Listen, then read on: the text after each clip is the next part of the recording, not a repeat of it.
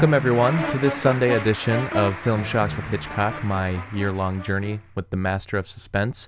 After last week, when we discussed The Lodger, which many consider to be the first real Hitchcock film, and the week before that, we discussed the first fully completed feature-length Hitchcock film, The Pleasure Garden, we're now heading into a territory of lesser-known Hitchcock films, movies that Hitchcock fans can talk about and most likely have seen, but not ones that are generally known by the film community, some that maybe don't have much significant value within Hitchcock's history.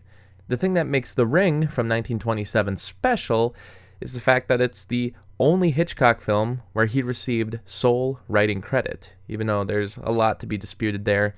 Some people say that Elliot Stannard did in fact help him with the screenplay, more than likely, given that he worked on 8 of Hitchcock's silent films. There's also some people that have said that possibly his wife was also working on the film, given that she had some writing credits previously on some of his films. Maybe didn't get credited every time, but certainly helped. Whatever the case, this is still the only film that Hitchcock solely wrote, according to the credits anyway, and, it's also an original story. He didn't base it on a novel or something that was previously written. Completely original. He was a fan of boxing matches, so I guess it would make sense that he would want to make something about boxing. Overall, I don't know if this one has as much to talk about when compared to The Pleasure Garden, given that that was his first fully completed film, especially compared to The Lodger, where, The Lodger had a lot of good cinematic techniques, great story, so much of what makes Hitchcock famous nowadays. This film doesn't really have a lot of that. There's not a murder in this film. There's not a whole lot of suspense or thrills. Even some of the overall technical aspects of it are not as impressive as other Hitchcock films. There's some technical achievements being done here, but not nearly on the same level as The Lodger and some of his upcoming later work. He does have some story elements that we would see reoccur in future Hitchcock productions. This one does have a love triangle of sorts between two men and a woman, something that we saw actually previously in The Lodger. We also saw a little bit of it in The Pleasure Garden, and we're going to see it again many times throughout his film history. Probably most famous and notorious. If you go to the website Brenton Films, which goes over the release history of Hitchcock movies, they say that this movie has 2 different versions, there's 3 different speeds, and there's 3 different scores. Kino released 5 silent movies from Hitchcock, so this one was included. That's the version I watched. And there also is a commentary on it from Nick Pinkerton, which I didn't listen to. I would go back to some scenes just to see what he had to say about it, especially for one particular scene that has more to do with the inner title than it does about the scene itself, but we will be getting to that later. Overall, though, the transfer is still pretty good. It's not as good as The Lodger, which I guess isn't surprising.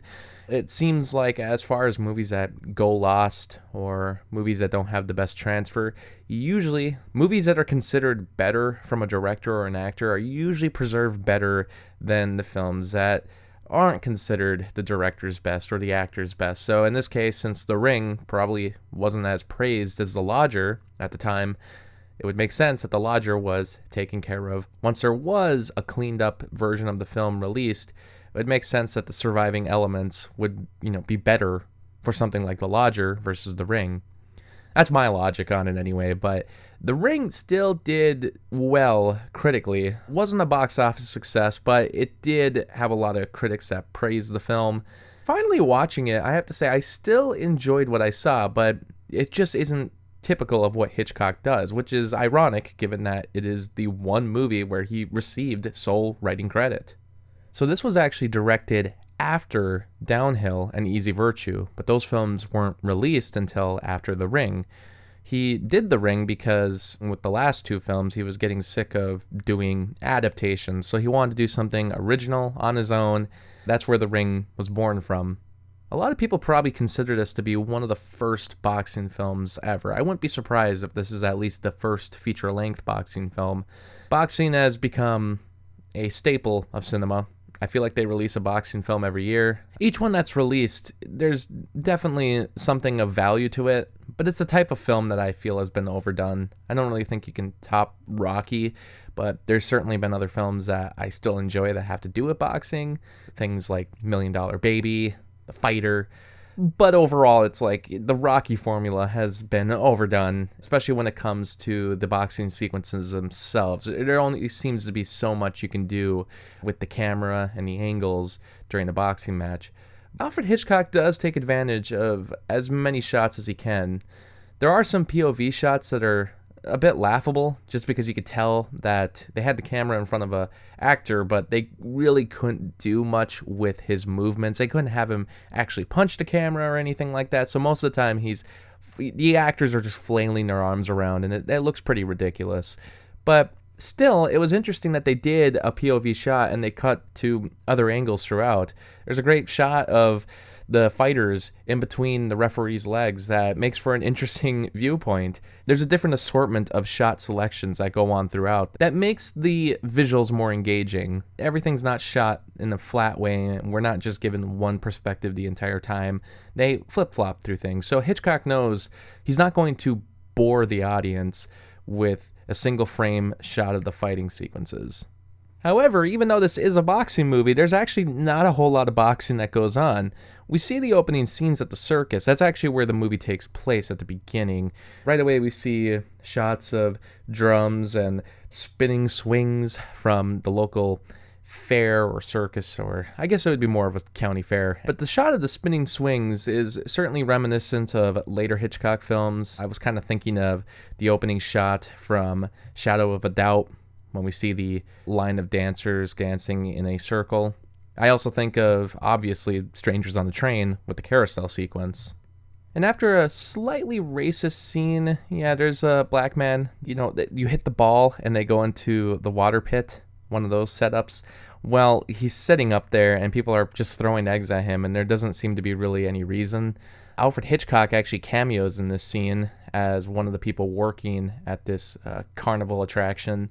He's selling tickets, or at least handing out something. But these kids come by with some eggs and they literally throw it at the black man, and it's not referenced again for the rest of the movie, so it's a bit awkward, which is weird because the whole movie doesn't have scenes like that. There is something later that we'll get to, but there's also another black man who is friends with One Round Jack's crew, and he's in a lot of the scenes, but is never played as the joke, so I guess I don't really know what I'm supposed to interpret there. It's awkward because it's the 1920s, but clearly they weren't treating every black man on set like that, so it's just awkward 1920s racism.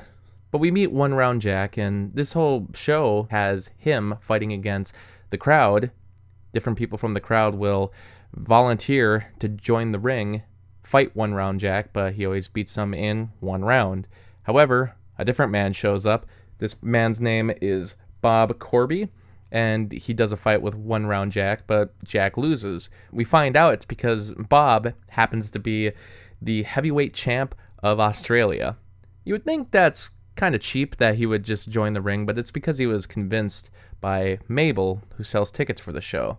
Like I said, there's also a pretty interesting shot of the tickets being sold. We see a large roll of tickets, something that you can usually buy from like a Dollar General nowadays. But as the tickets are being ripped, there's a dissolve to show that there's hardly any tickets left. So it shows like how many people are going to this show in an interesting way, without showing crowds of people going one by one for a long time. It does a simple way of showing that this is a popular attraction by showing a large amount of tickets dissolving to a smaller amount of tickets. Mabel has an obvious liking for Bob, but she's actually with Jack. As Jack loses to Bob, Bob overall is still impressed by Jack's fighting skills and wants to use him as a sparring partner for future rounds. Jack takes this opportunity, but at the same time, he starts doing his own fights.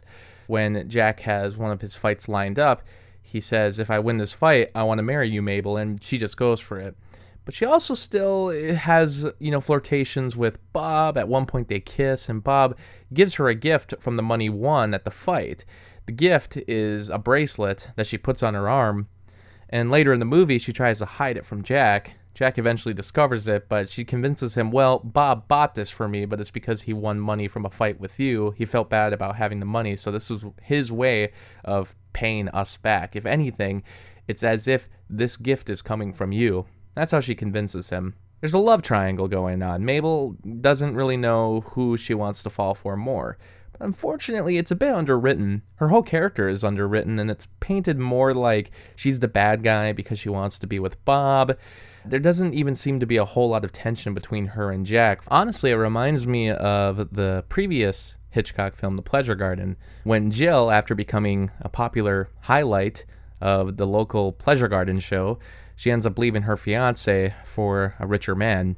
So I'm thinking of that the entire time, and granted, with that film, at least she was never meant to be one of the main characters. Towards the end, it became very apparent that she wasn't meant to be the main character and was only there to leave her fiancé. But here, it's not really the same case, because she is a poignant part of the film, but it's clear that she mostly has an affection for Bob and not Jack. I never get this impression that she even really wants to go back for Jack, and Bob also isn't presenting much for him to be dislikable. It's also similar to Hitchcock's film Notorious. Ingrid Bergman is tricking Claude Rains in order to get information out of him, while she also has an affection for Cary Grant.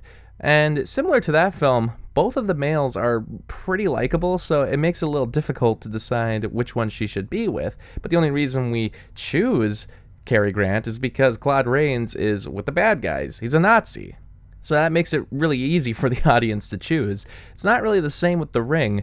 Bob is shown to be a very classy guy. Even towards the end, when he loses the girl, he's still being classy about it. He gets over it quick and moves on. I didn't really feel the same way with Jack. Jack seems a little more worried about the whole situation, and towards the end is getting very angry at his wife.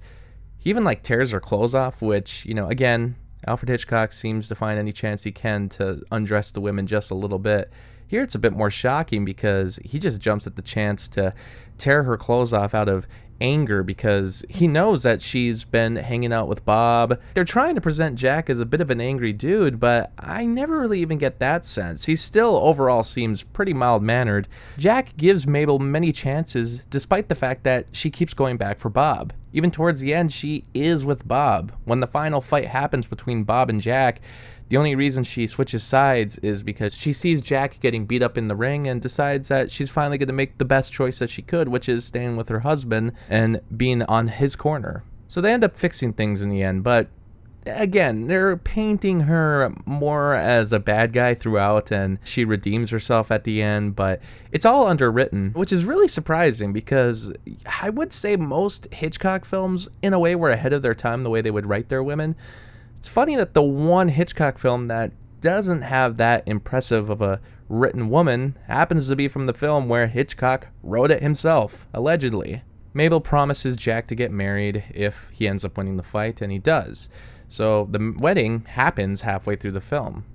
Things honestly don't move along too fast after this. There's a lot of longer takes and sequences with characters that we don't know too much about. One of Jack's dopey friends, who happens to be the best man, is picking his nose at the wedding. He's taking forever to get the rings out. He doesn't even know where they are at first. So he's meant to be a bit of a comical character, but it doesn't really lead to much. Even at the wedding reception, he's chugging a beer, which we watched the entire beer get chugged. I'd actually be interested to know if this is the first ever chugging of a beer that was filmed on screen. After that, we see his POV of a drunk character, and the film gets all stretched out, wobbly, and it's like a drunk cam. So it's all played for humor, but honestly, we don't really know much about this character, and he's one of the only friends that actually has comic relief moments. The rest of them, we don't really get to know too much about. Bob is actually at the reception, and he challenges Jack to a fight to win over the girl, which I don't know if he's saying this to be funny or not, but that is exactly what ends up happening, in a way. However, Jack is so far down the line of fighters that he has to climb his way to the top. Now, this is the part of the movie that I felt there was a missed opportunity. It's only because other films since have done this kind of sequencing and montage better. It's just surprising that, Alfred Hitchcock, who's very good at different montage sequences and has a lot of great montages and superimposed effects throughout this film, didn't manage to take advantage of this one technique that he could have used for this sequence.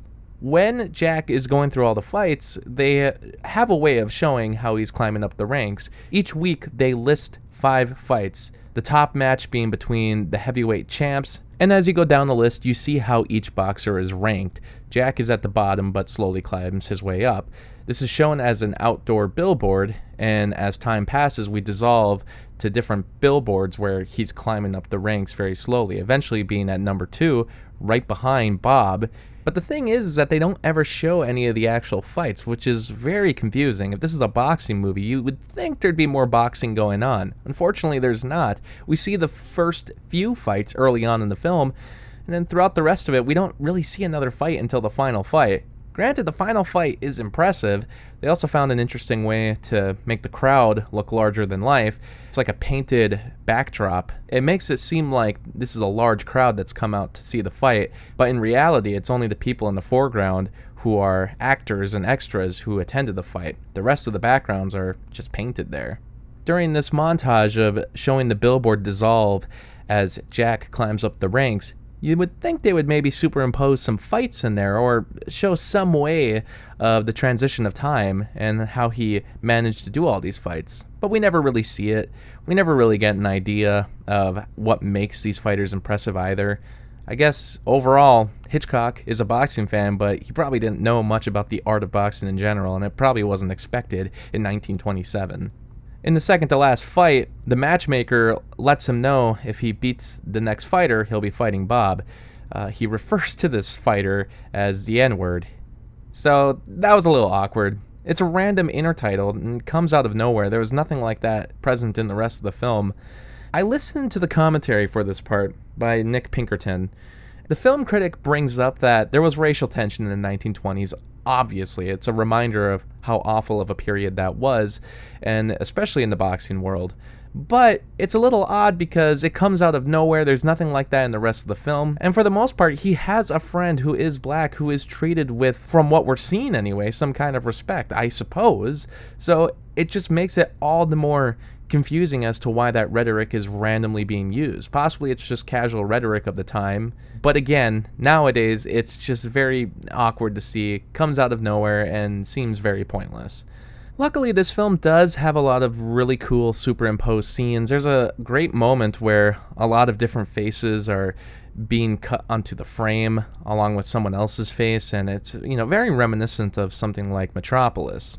It makes me wonder if Alfred Hitchcock would have seen Metropolis at this point. Metropolis was released in 1927. I don't know how quickly The Ring came out, or if Metropolis was earlier in 1927, if it had even hit British screens by this point when he was filming The Ring, but it reminded me of some of the work of German Expressionism, which isn't new for Hitchcock anyway. Some of the superimposed faces are classic. When Jack is practicing on a punching bag, he sees Bob's face superimposed on it, so that's a way for the audience to be told he's pretending that this punching bag is Bob and he's going all out on him. There's also a moment towards the end as Jack is passing out from the fight.